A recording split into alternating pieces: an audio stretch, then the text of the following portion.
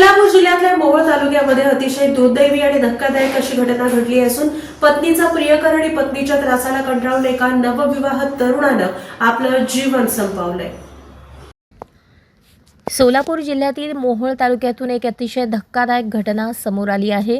आपल्या पत्नीसह तिच्या प्रियकराच्या सततच्या जाचाला कंटाळून एका नवविवाहित तरुणाने टोकाचे पाऊल उचलले।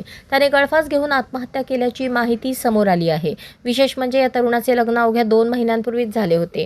लग्नानंतर अवघ्या 2च महिन्यात तरुणाने अशा प्रकारे आयुष्य संपवल्याने मोहोळ तालुक्यात खळबळ उडाली आहे। या प्रकरणी मोहोळ पोलीस ठाण्यात गुन्हा दाखल करण्यात आला आहे। मिळालेल्या माहितीनुसार मोहोळ तालुक्यातील यावली येथील रहिवासी असलेल्या संजय राजाराम राऊत वय 26 याचे 2 महिन्यांपूर्वीच लग्न झाले होते।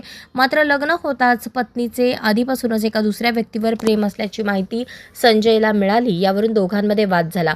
मात्र संजयची पत्नी आणि तिचा प्रियकर सौरभ सदाशिव शिंदे राहणार कोंडी तालुका उत्तर सोलापूर याने संजयला त्रास द्यायला सुरुवात केली।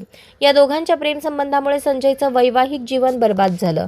त्याची पत्नी आणि तिचा प्रियकर सौरभ हे दोघेही मिळून संजयला सतत शारीरिक आणि मानसिक त्रास देत असल्याचा गंभीर आरोप मृताच्या वडिलांनी केला आहे। या सततच्या जाचाला कंटाळून आणि समाजातील अपमान सहन न झाल्याने संजयने शुक्रवारी 10 जुलै रोजी आपल्या राहत्या घरात गळफास घेऊन आयुष्य संपवलं। संजयच्या मृत्यूमुळे राऊत कुटुंबावर दुःखाचा डोंगर कोसळला आहे।